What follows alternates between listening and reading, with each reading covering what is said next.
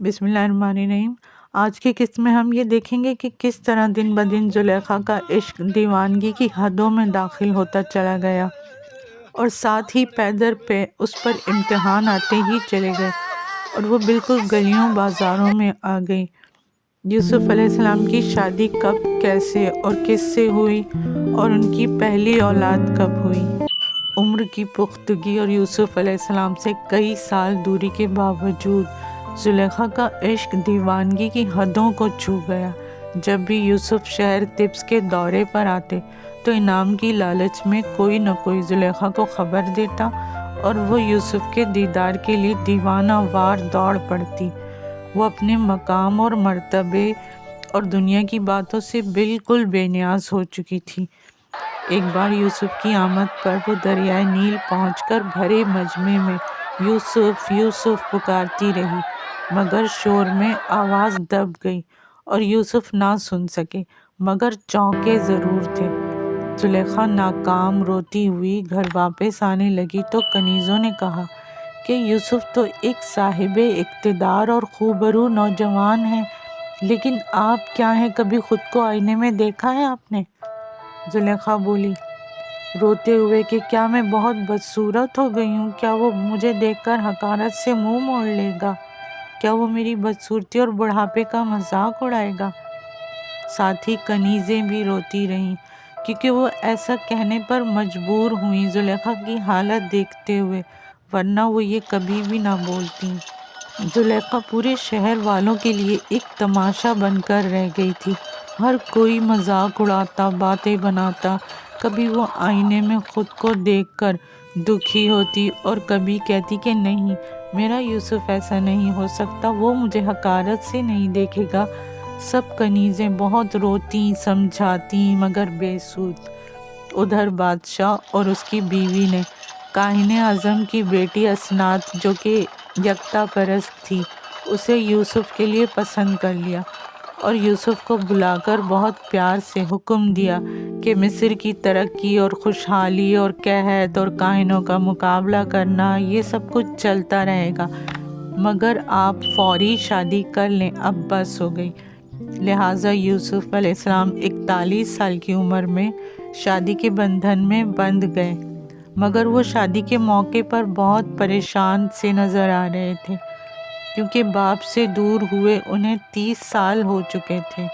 ادھر زلیخا عشق کی آگ میں تو جل ہی رہی تھی کہ ان کی بچپن کی کنیز آیا، جو کہ ماں کی طرح تھی، اچانک بیماری کے بعد انتقال کر گئی، جس کی وجہ سے زلیخا مزید ٹوٹ گئی اور دھاڑے مار مار کر رونے لگی اور کہنے لگی کہ آخر یہ سارے خدا کیوں چپ ہیں اور بے بس تماشائی ہیں، یہ سب کیوں نہیں میری مدد کرتے؟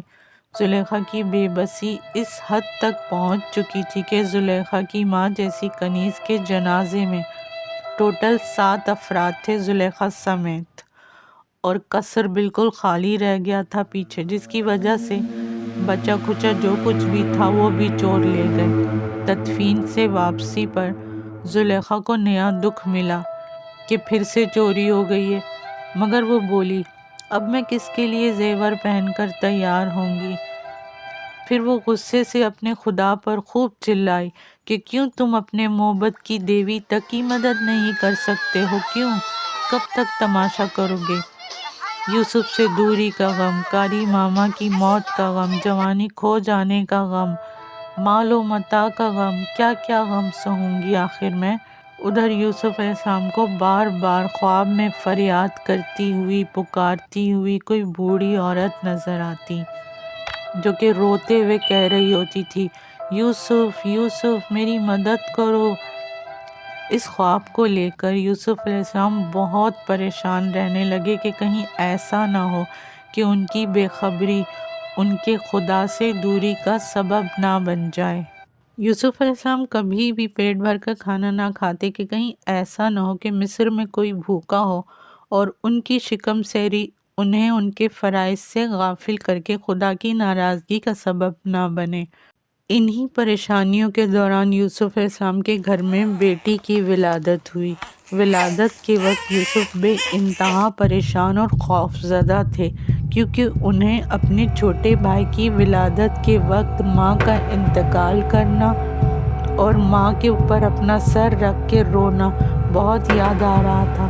پھر انہوں نے اپنا خوف دور کرنے کے لیے گلے میں پڑا ہوا محمد والا لاکٹ نکال کر دعا کی، وہ لاکٹ جو انہیں کنویں میں رہنے کے دوران ایک بزرگ نے دیا تھا، اور وہ جانتے تھے کہ یہ آخری نبی ہوں گے۔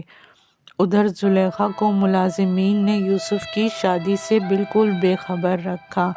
اب تو حالت یہ تھی کہ شہر کے آوارہ چور اچکے بھی محل میں چلے جاتے، یوسف کی آمد کی خبر زلیخا کو دیتے اور انعام لے کے چلے جاتے، اور زلیخا دیوانوں کی طرح گلیوں بازاروں میں نکل آتی۔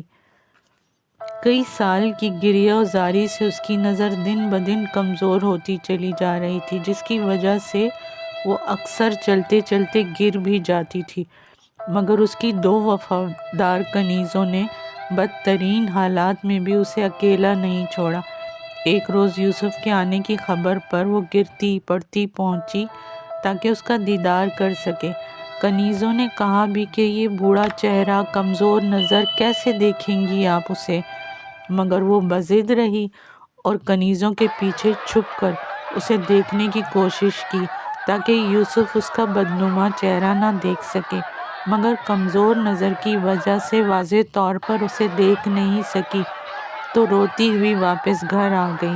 لیکن اس وقت یوسف کو بھی عجیب سی ایک بے چینی سی محسوس ہو رہی تھی کہ شاید خواب میں آنے والی وہ ضعیف عورت یہاں پر موجود ہے، اسی لیے اس نے تانگے کو روک کر اس طرف دیکھنے کی کوشش بھی کی، اور زلیخا فوراً سمجھ گئی یہ بات اور وہ کنیزوں کے پیچھے چھپ گئی۔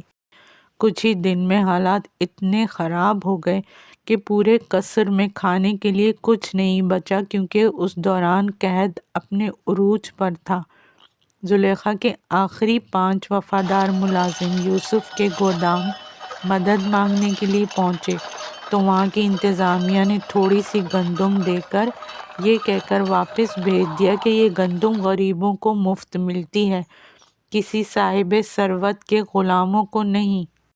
غلاموں نے واپس جا کر جب یہ بات زلیخا کو بتائی تو زلیخا نے 5 کو بھی آزادی کی سند دے دی۔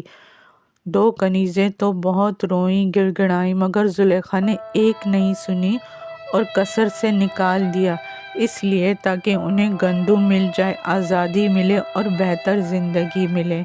سب زار و قطار روتے ہوئے چلے گئے، مگر زلیخا کا حال اتنے بڑے بھوت بنگلے جیسے گھر میں کیا ہوا، یہ دیکھنے کے لیے اگلی قسط ملاحظہ فرمائیں۔